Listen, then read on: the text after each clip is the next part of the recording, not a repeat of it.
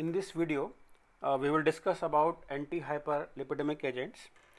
So let us first take a look into what is hyperlipidemia, and then we will proceed further with the drugs that are given in the syllabus. So first of all, introduction to this. Now hyperlipidemia can be defined as increased levels of lipids in the plasma.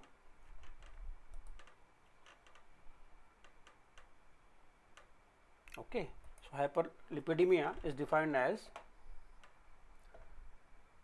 increased levels of lipid in the plasma. Now before proceeding further, let us take a quick recap, or let us quickly revisit what we have studied about lipids in the biochemistry classes or in the previous classes. Now what are lipids? Now lipids what are lipids? Lipids are organic compounds insoluble in water. These are organic compound insoluble in water and soluble in organic solvents. And some important lipids are fats, oils, fatty acids, phospholipid and cholesterol. Now what are fats and oils? Now fats and oils are, what are fats and oils? Fats and oils are the esters of glycerol. Now you know glycerol is an alcohol having 3 OH groups. Okay, so esterification of these as alcoholic groups with fatty acids, they form fats and oils. Then another thing is fatty acid. Now what are fatty acids? Now these are basically carbon chain bonded together, and then at the end of the chain we have a carboxylic acid group. Okay, so this is, suppose this is a CH2 CH3 CH2 CH2 CH2 CH2 CH2 CH2. now here is COOH. Okay, so this is a rough sketch of fatty acid. Now the fatty acids, on the basis of double bond in the chain, in the number of double bond in the chain, they can be saturated or unsaturated. Saturated means they do not have any double bond in this carbon chain. Unsaturated means they have a double bond. Again, this unsaturated can be monounsaturated fatty acids or polyunsaturated fatty acids, also commonly called or popularly called as MUFAs and PUFAs. Monounsaturated fatty acids and polyunsaturated fatty acids. Example is oleic acid is this, and this is linoleic acid. Okay, again we can classify these fatty acids on the basis of their carbon chain, and we can classify them as short and medium fatty acids that have a carbon chain length of 4 to 12 carbon atoms, and on the other hand we have long chain fatty acids which have more than 14 carbon atoms in the chain length. Example of long chain fatty acids are the linoleic acid and the arachidonic acid. Now this linoleic acid contains 18 carbon chain and have a 2 double bond. Likewise arachidonic acid is a 20 carbon chain acid and it contains 4 double bond. Another important term that is used to characterize fatty acid is omega. Okay, another term is omega. For example, linoleic acid is a omega 6 fatty acid. Now what is the meaning of this omega? This omega means that if we start from the CH3 terminal, okay, suppose again this is a fatty acid, so it has 2 terminal. This is carboxylic acid terminal and this is the methyl terminal. So if we start from the methyl terminal and proceed further, for example in this structure here is a double bond, so numbering is 1 2 3 4 5. So the first double bond that is encountered in this molecule is at position number 5. So this will be called as omega 5 fatty acid. Okay, so linoleic acid is a omega 6 fatty acids.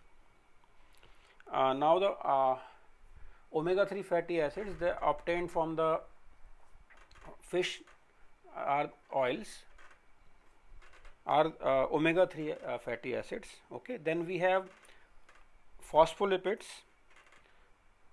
and then we have cholesterol. Now cholesterol is an important steroidal alcohol, and that is vital to the body. Okay, as you know, it is constituent of the cell membranes, and it is essential for the normal development of nervous system.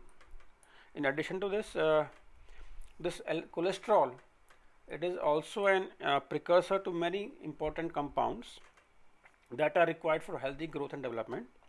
Example of this is bile acid, sex hormone, steroidal hormones, and vitamin D. Okay. Now these coming back to the topic, the lipids in the body are normally present as lipoproteins. Okay, and which consist of lipids bonded to the proteins through non-covalent linkage. Okay, so the lipid in the body that are present as lipoproteins, which are consist of lipid bonded to the proteins and carbohydrate through non-covalent linkages. Now, what is the purpose of lipid being stored as lipoproteins? Or the purpose is that because the complex of lipid and protein that inhibit the formation of insoluble aggregates of lipids in the plasma. Okay. Now hyperlipidemia is a disorder that is increased level of lipids in the plasma. It is linked to the hyperlipoproteinemia, which is a disorder of lipoprotein metabolism. Okay. Now again, this hyperlipidemia, it is divided into two types. One is the primary type, another is the secondary type. Now the secondary type of hyperlipidemia, it is because of the diseases of renal, of the pancreas, of the thyroid. So in this case, the drugs, anti-hyperlipidemic drugs, they are used for the treatment of this type of primary type of hyperlipidemia. In the case of secondary type of hyperlipidemia, the original cause of the disease has to be taken care of. Okay. Also, these lipoproteins in the plasma, as we have discussed, hyperlipidemia is linked to the hyperlipoproteinemia, which is a disorder of lipoprotein metabolism. Now again, this hyperlipoproteinemia is categorized into 6 types: type 1, type 2A, type 2B, type 3, type 4, type 5, and type 5th. Okay, so these are the 6 types of this hyperlipoproteinemia according to the different fractions that are obtained on the electrophoresis of lipoproteins. Okay. Now importantly, another thing is lipoproteins in plasma, they can be further classified into several categories. One is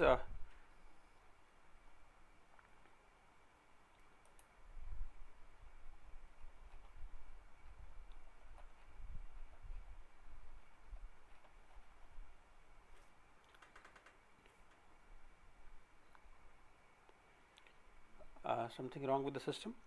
Anyway, lipoproteins can be classified into several types. First are the chylomicrons. Now these chylomicrons are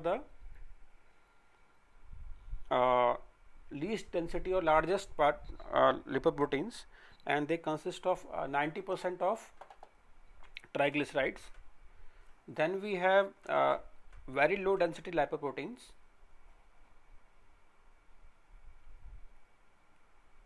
Okay, it is not working, so let us stop this video. In the next video we will proceed further.